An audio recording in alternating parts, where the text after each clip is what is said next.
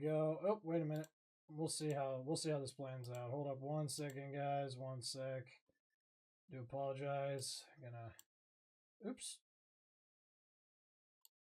Trying to get this to work here. My bad. 1 second. Do apologize. All right, let's make this bigger. Oops. Let me move this over so I could see it better. 1 sec. Let's try this real quick. Okay, here we go. Sorry, I had to adjust it real quick. I don't know why it wasn't adjusted earlier. So, I do apologize. There we go. All right, so I'm going to do my reaction on this this video here. So, we're going to check it out. Let's see what the gameplay is all about. I've been hearing a lot of good things about Gears of War. So, I want to do my reaction on this. Let's see how this gameplay is going to turn out. We'll give my thoughts, my compliments, and trying to go from there. So let's see what Gears of War multiplayer is going to be about. And heard there's going to be a rank mode, so that'll be more enticing to play. So let's give it a shot. Let's see what it's all about. A lot of my earbud. The squad is at the heart of every Gears of War experience. Okay. Whether it's in the stories we tell or the modes we build, being a Gear is all about fighting alongside someone who has your back when shit gets intense. Nice. Our players have deep connections to their own squads. They tell stories about lifelong friends and family that grew up playing Gears together.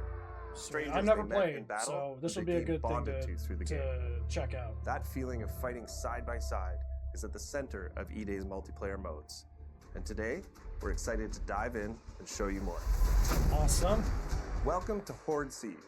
It's an all-new 12-player evolution of Gears' legendary Horde mode. Horde Siege evolves that iconic back-against-the-wall Horde experience that Gears is known for.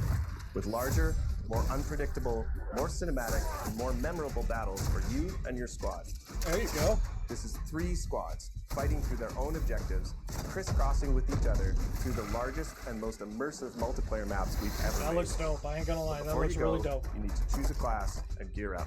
Each class has its own tactical gear to match its strategy, as well as progression journey that unlock loadout weapons, armor mods, and tactical gear mods so you can tweak your build to your own personal playstyle. The Assault class is about controlling the battlefield with mid-range weapons while stunning waves of the class system. That's good. Using the Sonic Disruptor. Marksman focuses on precision damage, especially useful with Horde Siege's longer sightlines, while the Pulse Drone attacks Locust units for you and your squad. The Breacher is a point-blank cruiser that pushes hard into the front line to make risky plays, using an adrenaline injector to refill health and reduce incoming damage. And the Medic is a mid-range revive specialist, focused on keeping your squad on their feet while under fire. The Stim Vaporizer revives any gear, even from other squads, within range. I like that. So you got different classes, and you got the healer, the assault, the sniper, the the recon. I like those class systems, and especially if you're able to heal all your teammates in one area like that. That's a good system. I like that system. It's like almost not comparing it to Battlefield. It's but it has that class system, so I like that. Depending on the mission type you've chosen, you'll get a mix of main objectives that will have you moving around the map or hunkering down in a location. Okay. These objectives give you more variety than ever before, but they're still focused on the Horde feeling of defending and clearing ways of unique enemy combinations. Nice. In Horde Siege, this means securing and protecting rigs, large COG recon devices that have been deployed around the city to scan and map out the enemy's underground tunnel network. They are critical to the defense of Kelowna, but have the unfortunate, noisy side effect of attracting locusts whenever they're activated. Also scattered around the map are secondary objectives. Quick, timed side missions like taking out a high-value target, defusing locust explosives, or delivering a power core to juice up an active rig. Secondary objectives are optional, but they earn in-session squad perks, boosting your squad's abilities, as well as weapon parts that can be redeemed after your session to upgrade your favorite guns.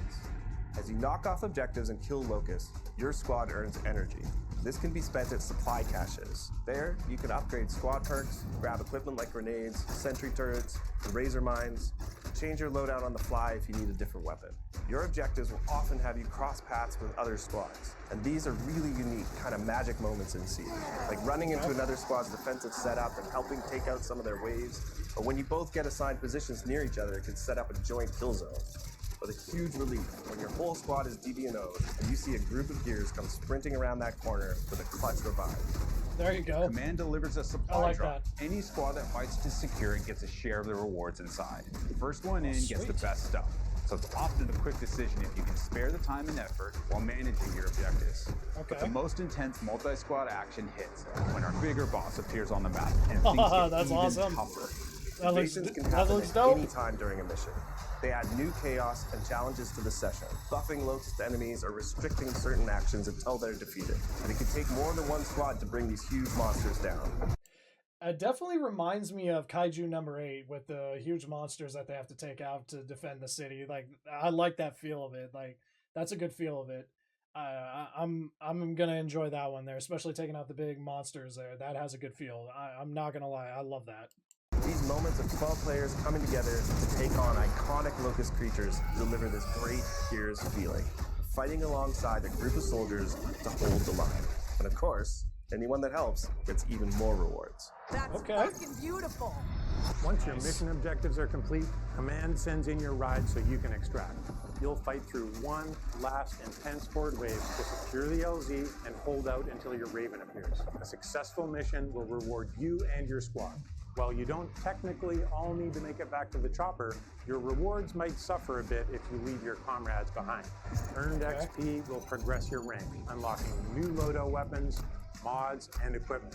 But most importantly, any weapon parts you gained can be redeemed to upgrade your arsenal for the next fight. For the first time in a main Gears title, you can mod our iconic weapons. Some mods will apply small tweaks, nudging the gun towards your personal preference. Other mods are more noticeable, changing what effects you get from hitting a perfect active reload. Or if you want to go nuts, you can even throw a bayonet on your Nasher. That's intersection between how you set up your weapons, armor mods, and tactical gear creates more choice and gameplay strategy than we've ever had before. And of course, when you and your squad combine your builds, it can be the difference that gets you through an especially tough mission. Horde Siege missions mix variety, objectives, difficulty, modifiers, and harder challenges each time you play, shaking things up with things like explosive drone deaths, only perfect reloads, or even friendly fire. Poisons also make a return, meaning the Locust Horde gets more powerful as you play through a mission. If you're looking for a dose of that classic Horde grind, our Horde missions will set you up in one spot, testing your squad against 10 grueling waves of survival. All of these elements, combined with the variety of objective locations on each map, and of course the chaotic fun of mixing in 2 other squads of real players, means you'll never have the same experience twice. Alright, let's check this out. The ultimate squad challenge in Gears has always been founded on versus modes. 2 squads going head to head, trying to rip each other apart with a mix of tactical teamwork and clutch gameplay. We wanted to deliver that pure Gears PvP feeling, but now evolved with E-Day's new movement mechanics. All our launch modes are 4v4, as Locust and COG squads square off on all new maps. PvP is where you hone your skills. No mods allowed here.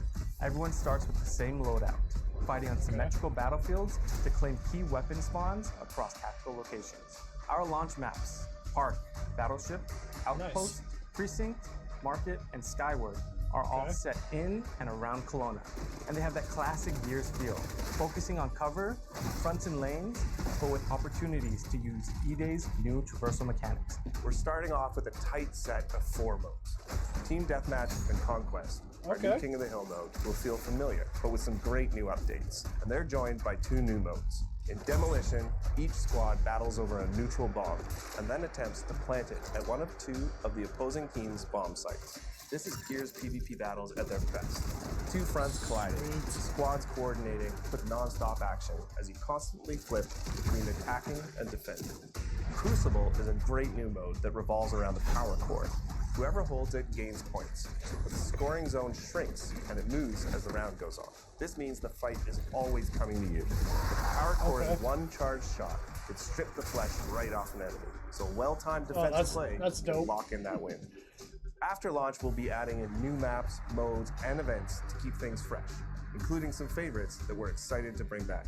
Gears of War E-Day is a new game, built from scratch to feel like Gears, play like new.